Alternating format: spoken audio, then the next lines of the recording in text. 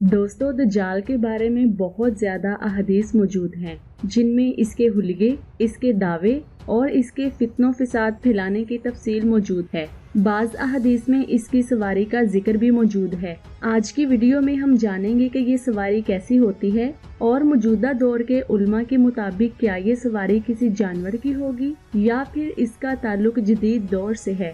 दज्जाल की सवारी के मुताबिक एक हदीस में हजरत अबू हुरैरा रजी अल्लाह ताला अन्हो नबी करीम सल्लल्लाहु अलैहि वसल्लम से रिवायत करते हैं कि आप सल्लल्लाहु अलैहि वसल्लम ने फरमाया कि दज्जाल एक सफेद गधे पर सवार होकर निकलेगा, जिसके दोनों कानों के दरमियान 70 हाथ चौड़ा फासला होगा। जबकि दज्जाल की सवारी की रफ्तार के मुतालिक उलमा का मानना है कि इसके एक पाँव से दूसरे पाँव के दरमियान एक रात और एक दिन की मुसाफत का फासला होगा।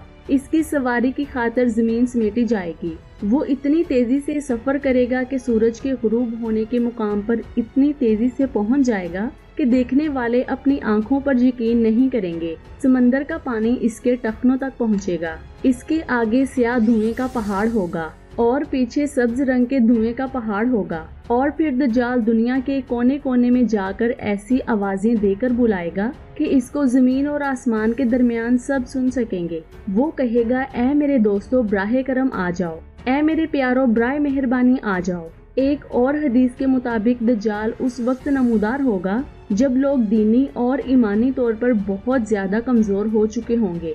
दज्जाल दुनिया में 40 दिन घूमेगा। इन 40 दिनों का एक दिन एक साल के बराबर होगा और एक दिन एक महीने के बराबर और फिर एक दिन एक हफ्ते के बराबर होगा, जबकि बाकी दिन मामूल के मुताबिक होंगे। दज्जाल एक गधे पर सवार होगा जिसके दोनों कानों के दरमियान फासला 40 हाथ का होगा। इन्हीं अहादीस की बुनियाद पर यहूद खास तौर पर गधे की ताजीम करते हैं, यहाँ तक कि अपने खुफिया इबादत में गधे को लाजमी जुज़ समझते हैं। इन्हीं बातों को मद्देनजर रखते हुए बाज लोगों का दावा है कि यहूद अपनी इबादत के दिन खुफिया तौर पर एक गधे को उठाकर बैतुल मक़दस में ले जाते हैं, जहाँ इस गधे को सजाया जाता है। लेकिन ये बात याद रखें कि ये तमाम बातें मन गढ़ंत हैं।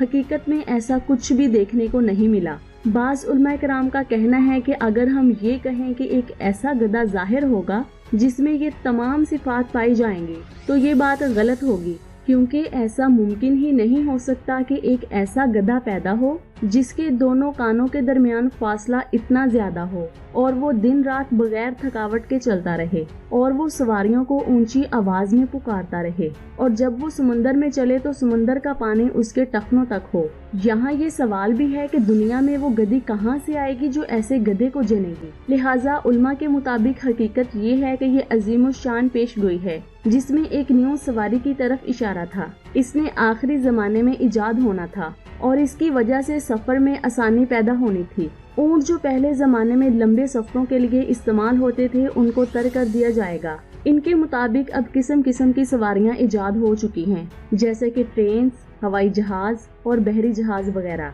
ये सब सवारियां दिन रात बड़ी तेजी से चलती हैं, धुआं उगलती हैं, ऊंची आवाज से अपने मुसाफिरों को बुलाती हैं और ना ही ये थकती हैं। इसके बाद बात करते हैं दज्जाल के गधे के समंदर में दाखिल होने की और पानी के उसके टखनों तक पहुंचने की। हर शख्स ये जानता है जब बहरी जहाज समंदर में चलता है तो समंदर का पानी उसके टखनों तक होता है। लिहाजा उल्मा की अक्सरियत का यही कहना है कि दज्जाल की सवारी कोई गधा नहीं बल्कि जहाज होगा जिस पर सवार होकर वो पूरी दुनिया घूमेगा। उनका मजीद कहना है कि यकीनन दज्जाल उस दौर में ही आएगा जब हवाओं से कई गुना तेज जदीद तैयारे हवा में सफर कर रहे होंगे और गधे के कानों के दरमियान 40 गज के फासले को अलामती तौर पर इस तरह लिया जा सकता है कि एक आम हवाई जहाज के परों के दरमियान तकरीबन इतना ही फासला होता है। अभी इसराइल की तरफ से एक ऐसा जहाज तैयार किया गया है जो मुसलसल 552 घंटों तक 3000 फुट की बुलंदी पर परवाज कर सकता है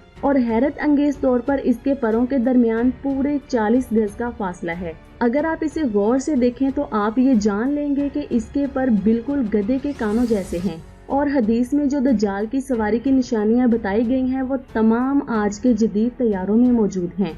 आपकी पेशगोई के मुताबिक इसकी आवाज भी इतनी बुलंद होनी थी जो जमीन और आसमान में सुनाई देनी थी और आप ये देख लें कि एक जहाज हजारों फुट की बुलंदी पर होता है لیکن اس کا شور زمین پر چلنے والا ہر بچہ سن سکتا ہے۔ اس پیشگوئی میں یہ واضح اشارہ بھی تھا کہ اس کی سواری کی تیز رفتار کی وجہ سے لوگ دوسری سواریوں کو اگنور کرنے لگیں گے، لہٰذا اگر دیکھا جائے تو جہاز ہی وہ سواری ہے جو صرف چند منٹوں میں ایک شہر سے دوسرے شہر لے جانے کی طاقت رکھتا ہے، اور یہی وہ سواری ہے جو تھکتی بھی نہیں ہے۔